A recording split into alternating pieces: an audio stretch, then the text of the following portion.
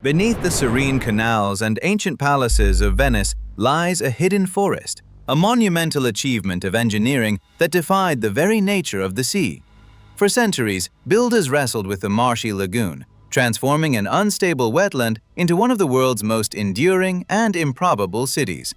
How did they accomplish such a feat, planting an entire metropolis on what appeared to be nothing more than shifting mud and shallow water?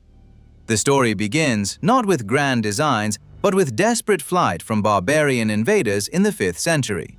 Refugees from the Roman Empire's crumbling mainland sought sanctuary among the desolate islands and sandbanks of the Venetian lagoon. These early settlers, primarily fishermen and salt producers, learned to adapt to their aquatic environment, building simple huts on stilts. Over centuries, these temporary shelters evolved into permanent dwellings, demanding more robust and innovative construction techniques. The key lay beneath the water, a dense layer of compressed clay, some 10 to 15 meters deep, capable of supporting immense weight. However, between the clay and the water lay soft, unstable mud, a treacherous foundation for any substantial structure. The solution was ingenious and labor-intensive. Millions of wooden pilings, driven deep into the mud until they reached the firm clay layer. These pilings, typically made from durable oak, larch, or alder wood, were sourced from distant forests across the Venetian Republic. One estimated 1.2 million piles support the Basilica di Santa Maria della Salute alone, a staggering number for a single building. Workers used specialized tools, including large mallets and early pile drivers, to pound the timber columns vertically into the lagoon bed. The process was slow, arduous, and often dangerous, requiring immense human effort over generations. Once driven, the piles were sawed off at a uniform height just below the water level. This crucial step prevented the wood from rotting, as constant submersion in oxygen-deprived mud essentially petrified it. Over centuries, this submerged timber foundation became as hard as stone, a dense, unyielding platform for the city above. On top of these petrified forest foundations, a thick grid of oak planks and Istrian stone slabs formed the true base. This robust platform distributed the immense weight of the masonry buildings evenly across thousands of pilings. Then, brick by brick, marble by marble, the magnificent palaces, churches, and civic buildings rose from the water. The canals themselves were not merely decorative, they were the city's streets, pathways for commerce, communication, and daily life.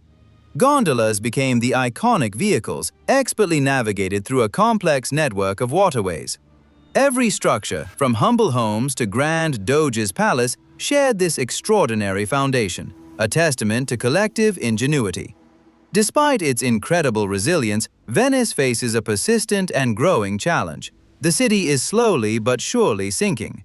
This subsidence is caused by a combination of natural geological processes and human activities, notably groundwater extraction.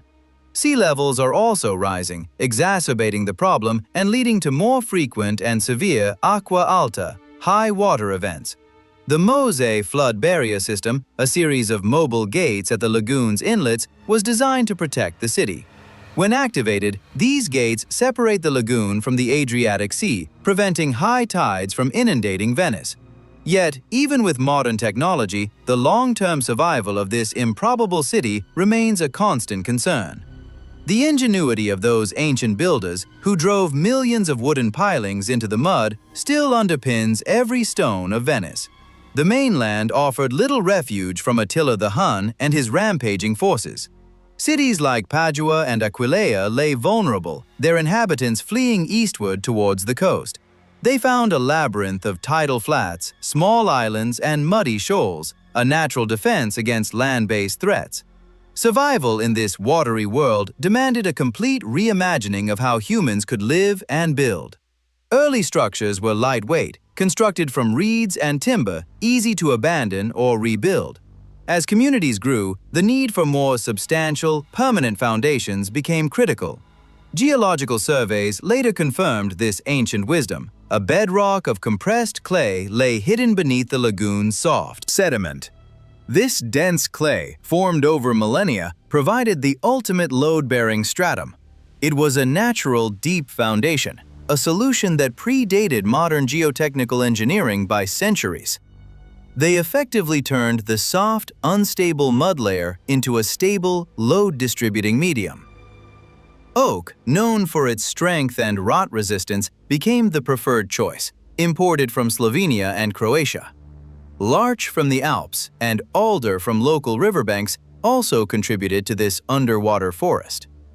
The sheer scale of timber required for Venice's expansion put immense pressure on surrounding forest ecosystems. Early pile drivers were often rudimentary, relying on human muscle power and coordinated effort.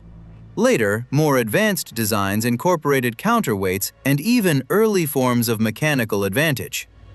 The piles became essentially oxygen-starved, preventing the microbes and insects that cause decay.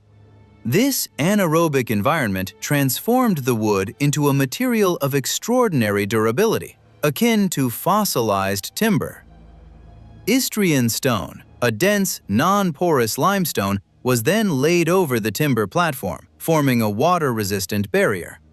This layered approach ensured both structural integrity and protection against the lagoon's corrosive embrace. The earliest Venetian settlements were little more than scattered fishing villages, clinging precariously to the muddy banks. Daily life revolved around the tides, adapting to the ebb and flow of the Adriatic Sea. As populations grew, so did the ambition to create something more permanent, a true city on water. The challenge was immense: how to build heavy stone and brick structures on a foundation of soft, shifting silt. Early attempts likely involved trial and error, with some structures undoubtedly succumbing to the unstable ground. The Venetians needed a method to bypass the superficial mud, reaching something solid beneath. This realization sparked a unique engineering solution, one that would define the city for millennia. The discovery of the deep clay layer was not an accident, but a product of keen observation and necessity. Generations of builders honed the techniques for driving these wooden piles, perfecting the craft over centuries. This massive undertaking required immense coordination, a societal commitment to building a city against all odds. The constant flow of materials, particularly timber, sustained this ambitious project. It is a silent testament to human will, an architectural marvel born from necessity and a profound understanding of its unique environment.